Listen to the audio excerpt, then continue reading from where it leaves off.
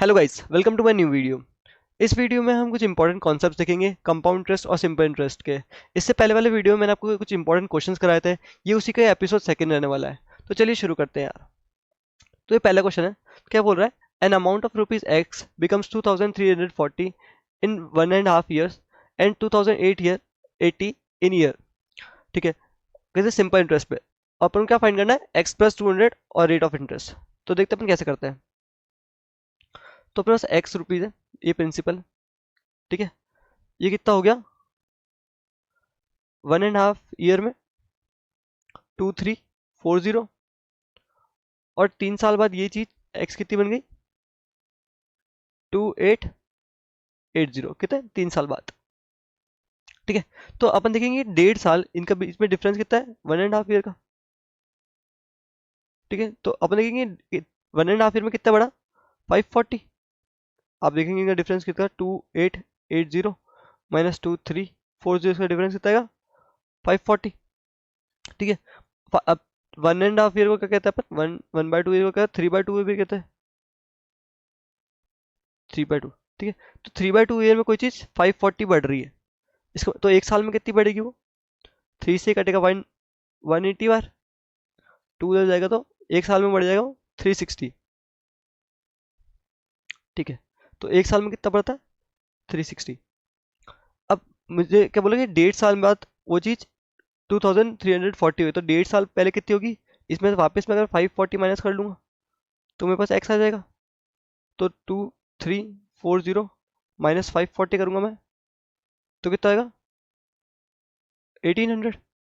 तो ये तो मेरे पास एक्स की वैल्यू हो गई।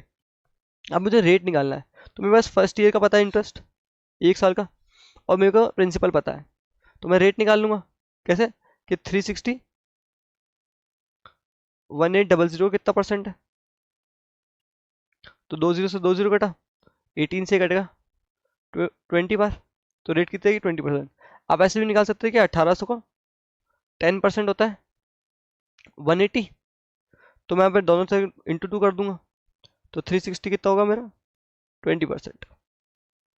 ठीक है, नेक्स्ट क्वेश्चन देखते हैं। तो इसका आंसर वैसे 20% हो जाएगा। और अपन को वो भी निकालना, तो वो कितना हो जाएगा?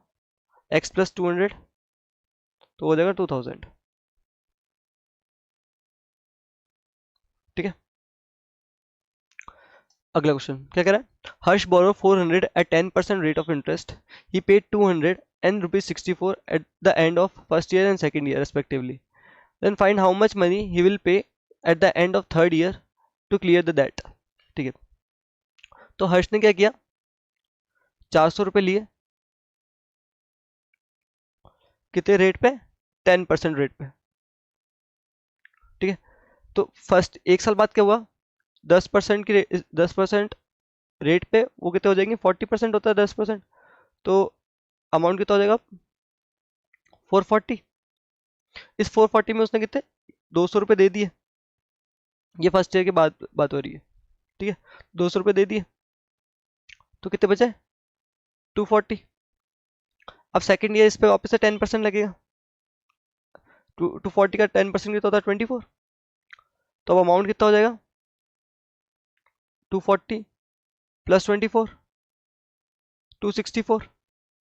ठीक है, इस 264 में से उसने सेकंड ईयर बाद 64 दे दिए, मतलब अमाउंट हो गया था 264।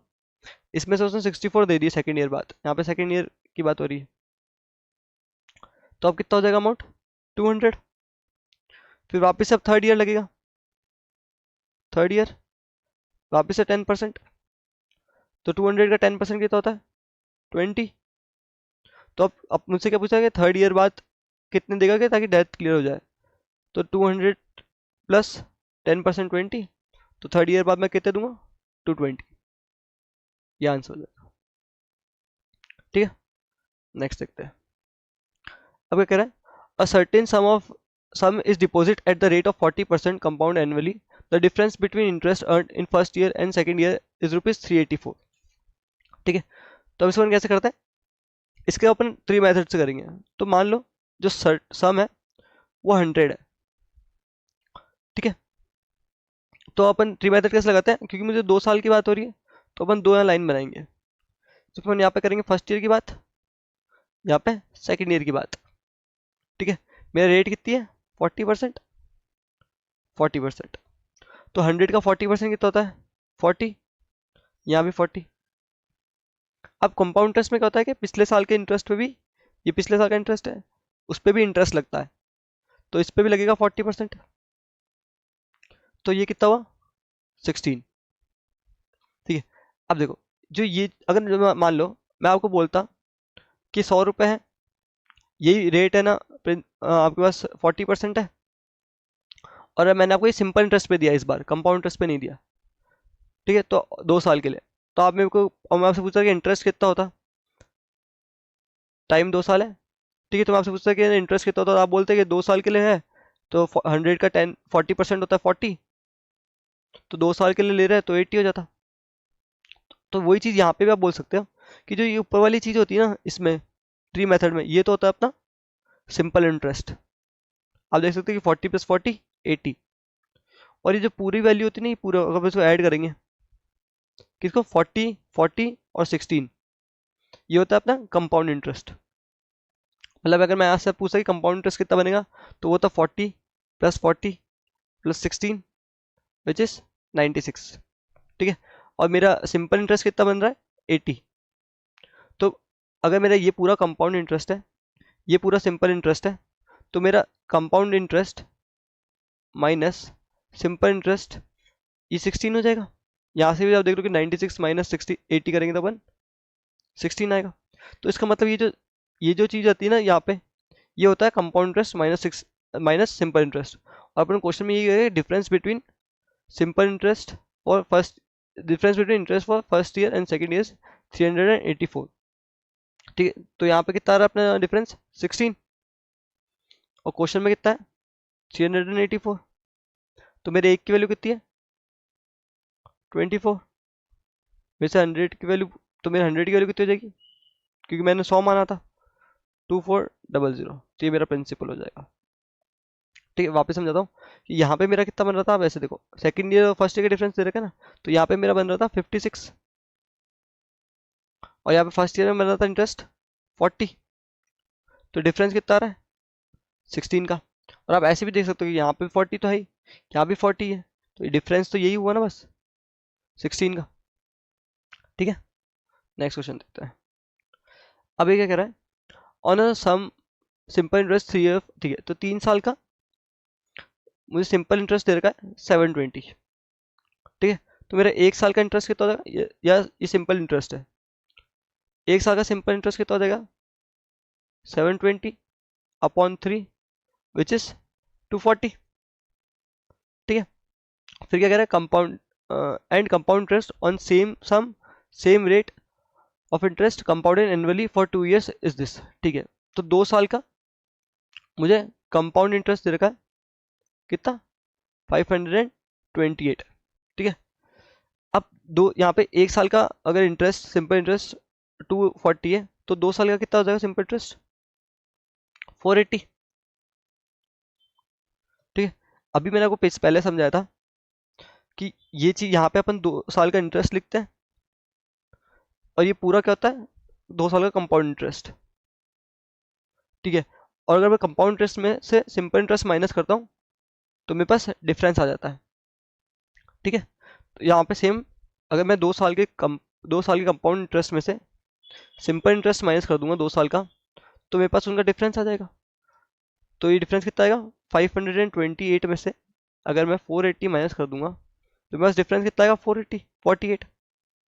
मतलब मान लो मेरे पास प्रिंसिपल है कुछ, उसमें मैंने रेट मुझे पता नहीं है, तो मैंने मान लो R% रेट है ना, R% रेट मैंने 2 बार लगाया, तो यहाँ पे कुछ वैल्यू आएगी, तो इस केस में यहाँ पे वैल्यू कितनी आएगी 240 आई, क्योंकि इंटरेस्ट मेरा 240 है ना 1 साल का, यहाँ भी 240, तो दोनों मिलके देखो 2 साल का बन गया ना 480।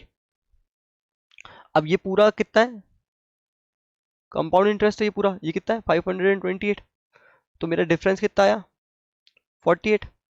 अभी 48 कैसे आता था, जब मैं इसका R% निकालता था, इसका मतलब मैं क्या निकालूंगा 48 240 का कितना परसेंट है। अगर मैं ये जैसे ही मैंने ये निकाल लिया, तो मुझे पता लग जाएगा कि R% कितना था, और R% मतलब मेरी रेट निकल जाएगी।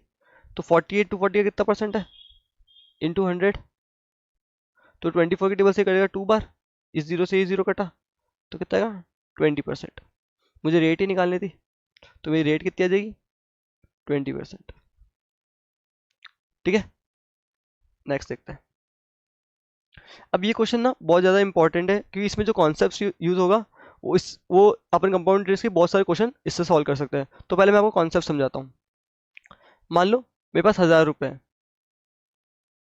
ठीक है, प्रिंसिपल मेरा 1000 रुपये, कंपाउंड इंटरेस्ट की बात हो रही है ना, और मेरा रेट मान लेता हूँ मैं 10% है। ठीक है, तो 1 साल बाद, फर्स्ट ईयर बाद 10% रेट है, तो इंटरेस्ट कितना लगेगा 100, क्योंकि 1000 का 10% 100, तो मेरा अमाउंट कितना हो जाएगा 1 साल बाद, फर्स्ट ईयर का अमाउंट कितना हो जाएगा 1100। अब ये अगले साल ये प्रिंसिपल बन जाएगा, क्योंकि कंपाउंड इंटरेस्ट पे, तो अब इस पे लगेगा 1100 पे 10%। अगले साल वो कितना होता है 110, तो अमाउंट मेरा सेकेंड ईयर कितना हो जाएगा 1210, क्योंकि दोनों ऐड हो जाएंगे। फिर वापस से अब इस पे लगेगा मेरा इंटरेस्ट, क्योंकि अब प्रिंसिपल ये बन जाएगा, इस पे फिर लगेगा 10%, तो इसका 10% कितना 121, तो अमाउंट मेरा थर्ड ईयर कितना हो जाएगा 1331। ठीक है, ये फर्स्ट ईयर की बात, ये सेकेंड ईयर की, ये थर्ड ईयर की बात। ठीक है, और ये प्रिंसिपल तो अपना ही। अब हम देखने वाली चीज़ क्या है, अगर मैं आपसे पूछूं कि यहाँ पे प्रिंसिपल ले और अमाउंट फर्स्ट ईयर का लूँ और उसका रेशियो आपसे पूछूं, तो प्रिंसिपल कितना था 1000 और फर्स्ट ईयर का अमाउंट कितना है 1100, तो 20 से 20 कटा, तो रेशियो कितना आएगा 10/11। अगर मैं आपसे पूछूं कि फर्स्ट ईयर का अमाउंट और अमाउंट सेकेंड ईयर का जो बना वो उसका रेशियो पूछूं, तो कितना है फर्स्ट ईयर का अमाउंट 1100 और 1210, आइए करें 0 से 0, 11 की टेबल से 10 बार, 11 की टेबल से 11 बार, तो रेशियो कितना है 10/11, रेशियो यहाँ भी 10/11।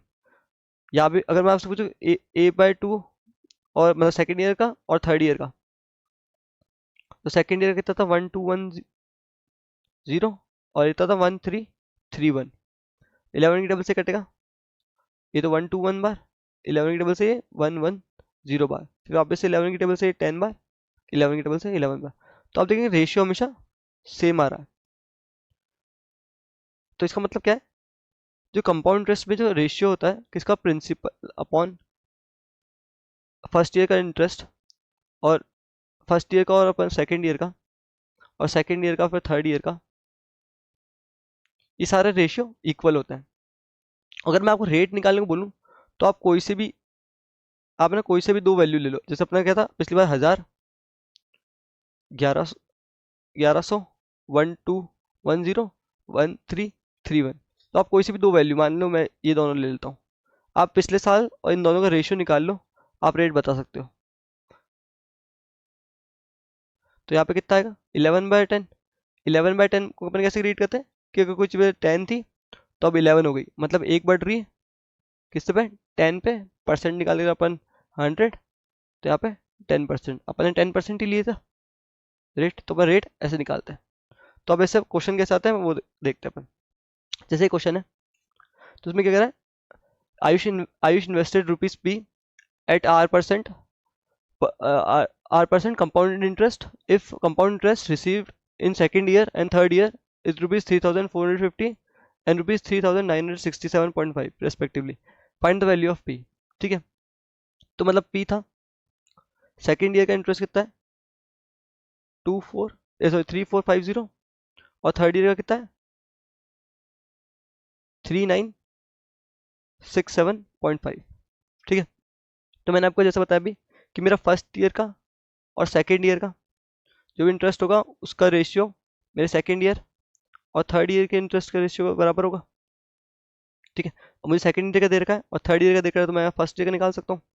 तो मेरा फर्स्ट ईयर का मान लो, तो मैं फर्स्ट ईयर का ऐसे रहने दो, सेकेंड ईयर का दे रखा है 3450 इक्वल्स टू 3450 अपॉन 3967.5, तो ये जीरो पॉइंट हटेगा तो यहाँ पे जीरो लगेगा। फिर 23 की टेबल से जाएगा 1500 बार, ये 23 की टेबल से जाएगा 1725 बार, फिर 15 की टेबल से जाएगा 100 बार, ये 15 की टेबल से जाएगा 115 बार, 115 ये कटेगा 30 बार, फिर 30 उधर चला जाएगा तो 100 से मल्टीप्लाई होगा, तो मेरा फर्स्ट ईयर कितना आया 3000। ठीक है। अब अगर मेरा फर्स्ट ईयर का 3000 है, सेकंड ईयर का मेरे को दे रखा है 3450, तो मैं ऐसे रेट निकाल सकता हूँ कि दो कोई सी भी दो वैल्यू को फ्रैक्शन लेके 3450 अपॉन 3000,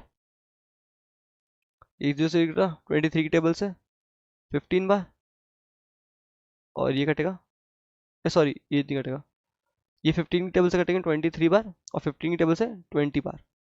मतलब अगर कोई चीज़ पहले 20 थी तो अब 23 हो गई, इसके बाद 3 बड़ी कितने पे 20 पे, परसेंटेज कितना पे इंटू 100 करते हैं, तो यहाँ पे कितना आएगा 5, तो मेरी रेट कितनी आ जाएगी 15%, तो मेरी रेट आई 15%। ठीक है। अब देखो प्रिंसिपल था और फर्स्ट ईयर का कितना है मेरे 3000, इसका मतलब जब मैंने प्रिंसिपल का 15% निकाला था होगा तब मेरा 3000 आया होगा, इसका मतलब मेरे 15% प्रिंसिपल की 15% की वैल्यू 3000 है, तो ये कटेगा 2 बार, मतलब 1% की वैल्यू 200 है, तो 100% की वैल्यू कितनी हो जाएगी, 100% की वैल्यू कितनी हो जाएगी प्रिंसिपल के 20,000। आई होप आपको ये समझ में आया, कुछ भी समझ में आया प्लीज़ कमेंट में लिखे और मेरी वीडियो को लाइक करें और सब्सक्राइब करें। Thank you. यार पूरी ऐसे हो गई ना।